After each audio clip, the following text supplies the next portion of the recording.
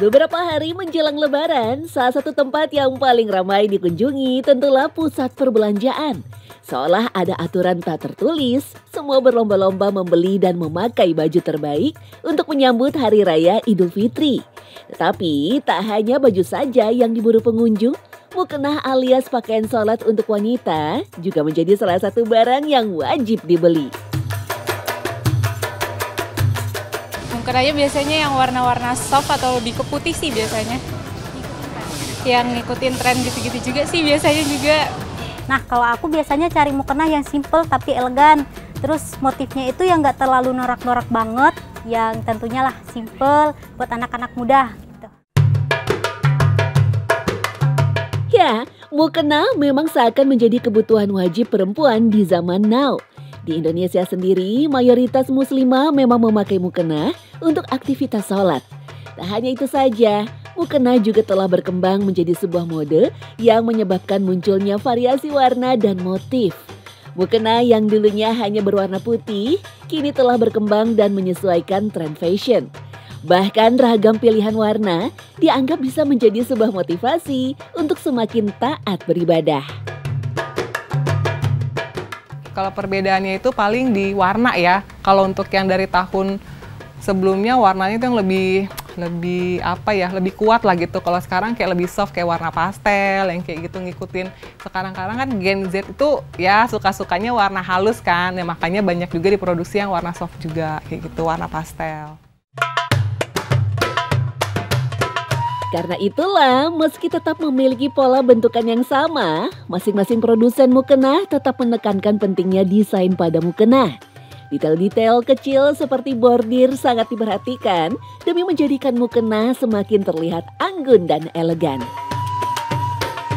Kalau itu tergantung dari marketnya juga sih, kadang-kadang kan juga harus ada surveinya gitu kan. Nah, si desainernya itu mungkin survei yang lagi ini desain kayak begini nih, nah itu akan dipikir bordirnya akan disesuaikan motifnya dengan ketertarikannya yang ada di pasar. Selain faktor tren fashion, membuat mukena tentu tak hanya sekedar desain semata. Karena dipakai untuk ritual ibadah yang memerlukan kehusyuan, salah satu syarat utama dari mukena tentu saja kenyamanan dari bahannya. Rata-rata mukena menggunakan bahan kain yang licin, ringan, tidak panas, serta lembut menyerupai sutra. Meski rata-rata berbahan ringan, dibutuhkan kerapatan kain pada mukena.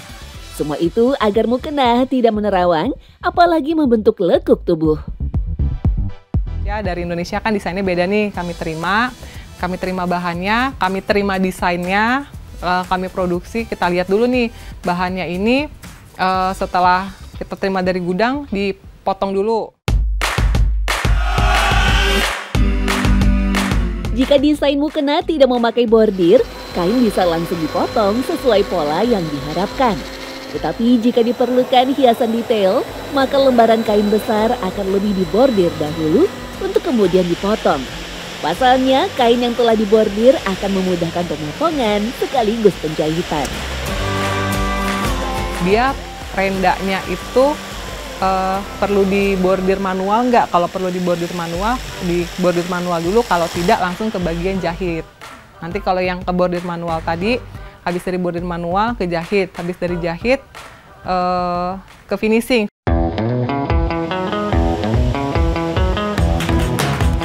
Pada proses finishing, renda-renda yang masih terlihat rapi akan dibersihkan.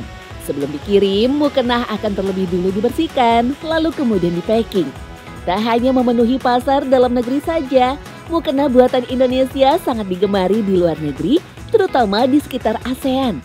Pengiriman dari satu pabrik saja bisa mencapai 20.000 buah setiap bulannya. Kalau disebar, kami tetap kirimnya ke Malaysia. Jadi nanti Malaysia yang punya marketnya dikirim kemana aja. Kalau Indonesia itu, kalau sekarang nih, karena lagi mau event-event lebaran kayak gini ya, itu kami lagi buka event bazar tuh banyak tempat. Terus kayak kami juga punya pop-up store di kayak Transmart, terus kita punya butik di Bintaro, kita punya butik di Pekanbaru, ada pop-up store di MRT Duku Atas. Nah, kalau yang event-event sekarang nih, kami lagi ada bazar di Sarinah, di Senayan City. Mukena memang dianggap sebagai salah satu solusi untuk menutup aurat secara kafah atau sempurna. Meski begitu, ada sebagian yang menganggap bahwa mukena bukanlah sebuah hal yang wajib untuk dikenakan ketika sholat. Yang penting baju yang dipakai selama beribadah memenuhi syarat menutup aurat sekaligus bersih dari najis. Lantas, bagaimana sebenarnya Islam melihat tren penggunaan mukena ketika sholat? Jika merujuk pada berbagai catatan, tidak ditemukan sama sekali mukena di masa lampau ataupun di negara lain. Ketika Islam turun pun, pakaian apapun bisa dikenakan ketika beribadah, asal menutup semua bagian tubuh, kecuali wajah dan telapak tangan. Tetapi hal itu memang didukung dengan jenis baju yang biasa dipakai para wanita muslimah di zaman Nabi. Karena mukena ini bukan produk di masa Nabi, bukan produknya orang Arab, tentu mereka memakai pakaian sholat dengan pakaian mereka yang sehari-hari. Orang-orang muslimah di zaman Nabi, para muslimah di zaman Nabi kan sudah dari awal nutup aurat. Mereka memakai abaya yang dikombinasikan dengan kain pasmina, ya kan? Mau di dalam sholat, mau di luar sholat, mereka sudah menutup auratnya. Walaupun di rumah mereka melepas pasminanya, mereka masih memakai abaya. Atau kalaupun di dalam rumah mereka pakai baju pendek, mereka mau sholat tinggal pakai aja abayahnya, tinggal pakai lagi pasminanya, udah deh jadi pakaian sholat yang menutup aurat. Bahkan di negara lain seperti Pakistan, muslimah hanya memakai tarha atau sejenis kain pasmina. Dengan lebar menutupi separuh tubuh, kain tersebut dipadukan dengan celana model Aladin yang juga tak kalah lebar. Sementara itu, muslimah di Timur Tengah juga hanya memakai kerudung dan dira, sejenis gamis yang lebih besar serta longgar. Semua itu dianggap sah oleh para ulama. Lantas, dari mana munculnya mukena di Nusantara serta Melayu pada umumnya? Menurut pendapat sebagian besar ulama, hal itu adalah inovasi yang ditemukan oleh Wali Songo ketika melihat masyarakat Jawa yang mayoritas memeluk agama Hindu kala itu. Mukena diciptakan dengan bentuk sedemikian rupa sehingga bisa dipakai dengan mudah dan cepat. Orang-orang Indonesia di masa lalu kebanyakan kan pakai kemben. Ada juga yang kalangan bangsawannya pakai kebaya gitu kan, yang pastinya dari bahan brokat dan tidak menutupi kulit dengan sempurna. Sehingga tidak mungkin orang-orang wanita kita di masa lalu, orang-orang Indonesia di masa lalu untuk melaksanakan sholat menggunakan kebaya, menggunakan kemben, nggak sah sholatnya karena tidak menutup aurat. Oleh karena itu dikreasikanlah, dibuat oleh Wali Songo kita, bagaimana caranya agar pakaian orang Indonesia yang tidak menutup aurat itu pada saat sholat tetap bisa menutup aurat dengan singkat.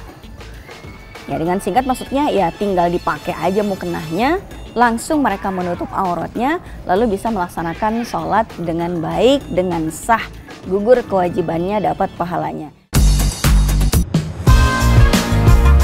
Lantas, bagaimana dengan model mukena yang semakin berkembang, terutama dari segi warnanya?